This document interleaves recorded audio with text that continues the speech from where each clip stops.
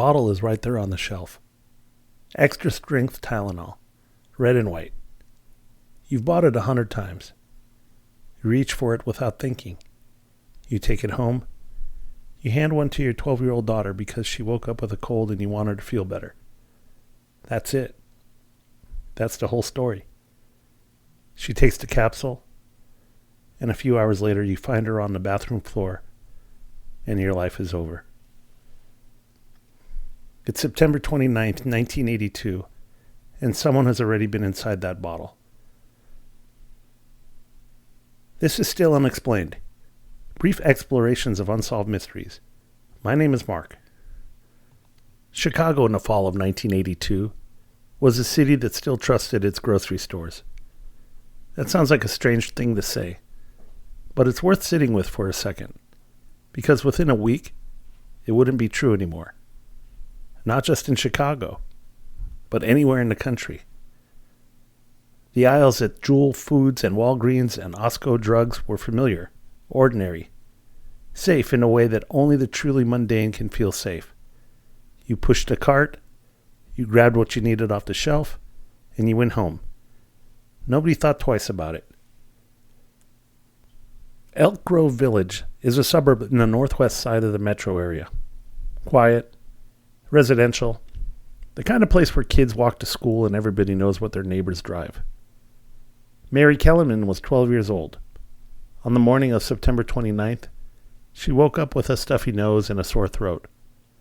Her parents gave her one extra-strength Tylenol capsule.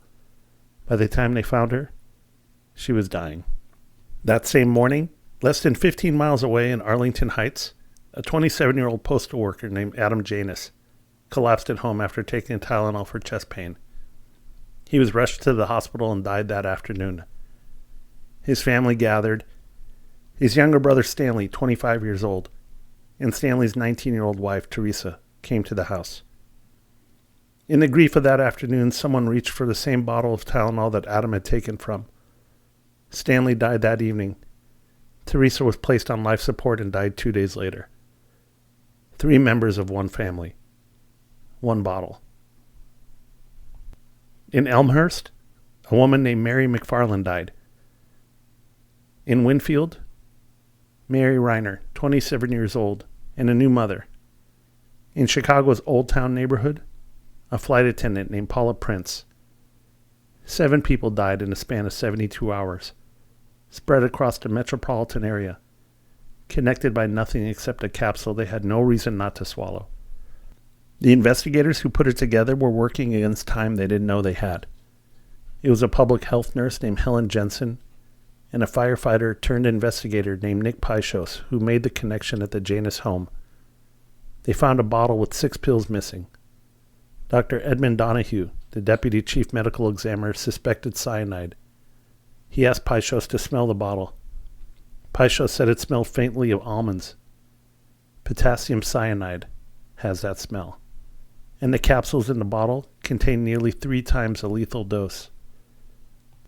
The bottles had left the factory clean. Somewhere between the factory and the pharmacy shelf, someone had taken them, pried open the 2-piece capsules, replaced the Tylenol powder with cyanide, snapped the capsules back together, and put the bottles back. There was no sign of forced entry into any store, no alarm triggered, no security camera that caught anything useful. Whoever did this did it quietly, in the open, and walked away.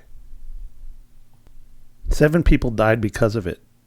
Their names were Mary Kellerman, Adam Janus, Stanley Janus, Teresa Janus, Mary McFarland, Mary Reiner, and Paula Prince. They were 12 to 35 years old. None of them had any reason to think that morning was their last one. The investigation that followed was one of the largest in Illinois history. Thousands of leads, hundreds of interviews, DNA testing that wouldn't be possible for decades, and then was done as soon as it could be. And after more than 40 years, nobody has ever been charged with these murders. But there are theories. Let me walk you through the ones that have defined this case, because this is where it gets generally complicated. The first, and the one that dominated the investigation for decades, centers on a man named James William Lewis. Lewis was living in New York when the murders happened. Shortly after the deaths became national news, he sent a letter to Johnson & Johnson demanding $1 million to, and I'm quoting here, stop the killings. He was eventually arrested in Chicago, convicted of extortion, and served 10 years in federal prison. But here's the part that gets people. Lewis was never charged with the murders themselves. And the reason is not that investigators cleared him. It's that they couldn't prove it. What Lewis did do over the years is something that law enforcement found deeply unsettling. He essentially auditioned as a consultant. He provided the FBI with detailed technical drawings of what he called the drilled board method, a plywood contraption with holes drilled into it to hold the bottom halves of a capsule upright, allowing someone to use a bread knife to scrape cyanide powder efficiently across the tops. No skin contact, minimal mess. He described it in clinical, almost proud detail. In later recordings, Lewis demonstrated on camera how a person could lift the paper lids and cotton wadding from a Tylenol box in under a minute, right there in the store aisle, wearing surgical gloves, using nothing but a paper clip. He knew things. That's what keeps him on the top of this list. And then there's the timeline.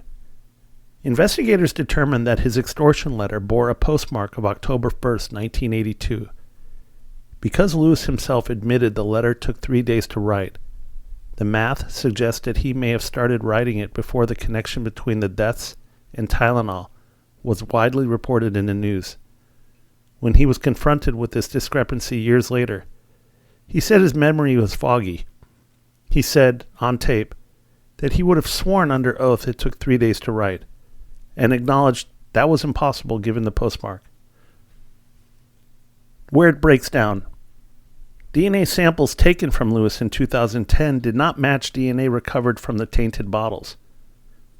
That's not nothing. It doesn't clear him entirely. DNA can be explained away in various ways, but it's the biggest hole in the case against him. Lewis died of natural causes in July 2023 at 76 years old in his home in Massachusetts. He was never tried for the murders. He never confessed. He took whatever he knew with him. The second theory involves a man named Roger Arnold, and it's a story that got darker as it went. Arnold was a dock worker at Jewel Osco distribution warehouse, which put him in proximity to the supply chain. He came to the attention of investigators because someone reported him to the police for acting erratically and for possessing potassium cyanide. When officers searched his home, they found books on poisons and explosives, including one called The Poor Man's James Bond. Arnold was never charged with the poisonings, but the pressure of being investigated apparently broke something in him. In the summer of 1983, he shot and killed a man named John Stanisha, believing Stanisha was the person who had reported him to the police. He was wrong. Stanisha had nothing to do with it. Arnold served 15 years for that murder. He died in 2008. His body was later exhumed for DNA testing, and like Lewis, the results came back without a match to the tainted bottles. What Roger Arnold's story makes you think about is the way an unsolved case ripples outward. An innocent man was killed because the actual murderer was never caught. The pressure of the investigation sent a desperate, frightened man over the edge, and another family lost someone they loved for no reason at all. That's a cost that doesn't show up in the official case file. Here's the version that most people in law enforcement find uncomfortable to sit with. The theory that the poisonings were never meant to kill strangers at all. There's a strand of thinking among some investigators and researchers that the murders may have been a targeted killing disguised as a random event. The idea is that one or two of the victims, Adam Janus is usually the name that comes up, was the actual intended target. The killer needed a way to eliminate someone without becoming an obvious suspect. The mass poisoning spread across multiple stores and multiple neighborhoods. would make that nearly impossible to prove. It would explain a few things. It would explain the restraint of the poisoner, if that's the right word, because the contamination was limited. It was geographically concentrated enough that investigators could identify specific stores. A truly random spree killer may have spread this much further. It would also explain why it stopped. The killings ended. No one else died. No more tainted bottles turned up after the initial wave, and whoever did this was never heard from again. Where it breaks down is that no one has ever found a compelling motive aimed at any specific victim. Adam Janus's life was examined at length. Nothing satisfying emerged. The theory asks you to accept that a killer was sophisticated enough to pull off this crime without leaving a trace, and yet had a grudge against a 27-year-old postal worker in Arlington Heights. It's possible, but it's just not proven. And then there's the angle that most people wouldn't expect to land on this list, but which I think deserves a straight hearing. Some researchers, and I want to be clear, these are a minority, have pointed to the broader context of 1982 and asked whether the Tylenol murders were an early act of what we would now recognize as domestic terrorism. Not the kind aimed at a political target, but the kind aimed at the fabric of ordinary life itself, at the invisible trust that holds consumer society together. This framing was actually taken seriously by scholars who classified the murders as terrorism in the academic sense, an external actor harming an institution by targeting its customers. The goal, in that reading, wasn't to kill 7 people specifically. It was to show that they could, that anyone could, that the grocery store shelf is not safe, that the bottle you grab without thinking is not protected. Whether you read that as terrorism, or as the work of a person with a grievance against Johnson & Johnson specifically, or against society generally, the result is the same. A signal was sent. It landed.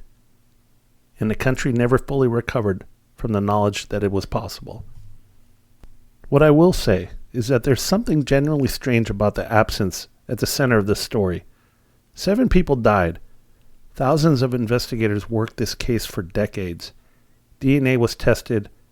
Bodies were exhumed. A sitting senator called it a national security issue. And nobody, not one person, has ever faced a jury for what happened. That kind of perfect, sustained disappearance has its own kind of strangeness.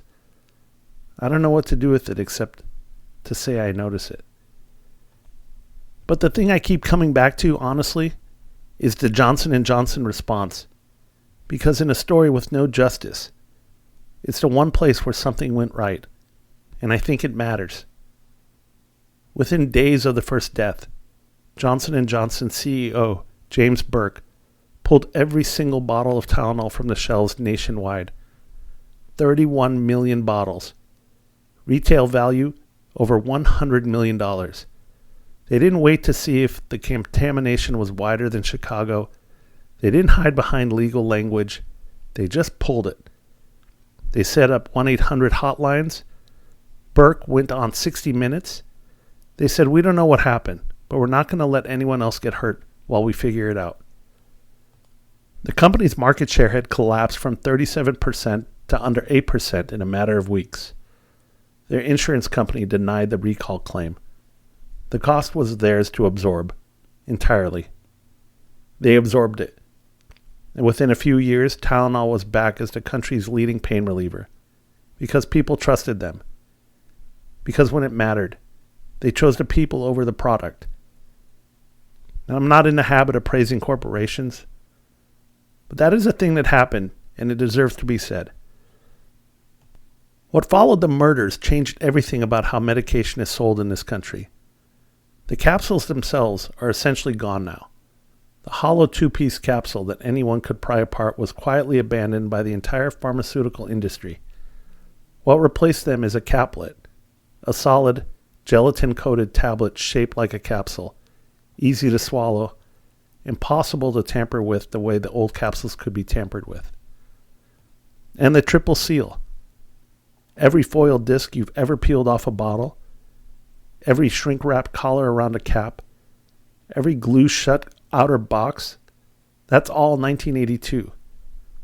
Those 3 layers of protection were invented because 7 people died. The Federal Anti-Tampering Act of 1983, which people called the Tylenol Bill, made product tampering a federal crime for the first time. Copycats tested it almost immediately. In 1986, a woman named Stella Nickel was convicted of lacing Excedrin with cyanide to collect insurance money on her husband's death. She was the first person sentenced under the new law. Every time you've been annoyed by that foil seal on a bottle of ibuprofen, that annoyance exists because of what happened in a Chicago suburb in the fall of 1982. Mary Kellerman was 12 years old. She woke up with a cold and reached for a painkiller, and that was the end of her story. 6 other people, scattered across the suburbs of Chicago, did the same thing in the same 72 hours. None of them had any reason to hesitate. We built a fortress around the medicine cabinet because of what happened to them. Every seal you peel is a small acknowledgement that something terrible happened once, and we decided as a society to try to make it harder to happen again. But the person who put the cyanide in those capsules never answered for any of it. They lived the rest of their lives unbothered, as far as anyone can tell, while the people they killed didn't get to live theirs. That's where this one ends. Not with resolution, with the absence of it. Still Unexplained is created and hosted by me, Mark Evanoff. You can find the show and episode previews at www.stillunexplained.com. Please follow wherever you listen, leave a rating or review, and share it with someone who'd appreciate it. I'll see you next time. Thanks for listening.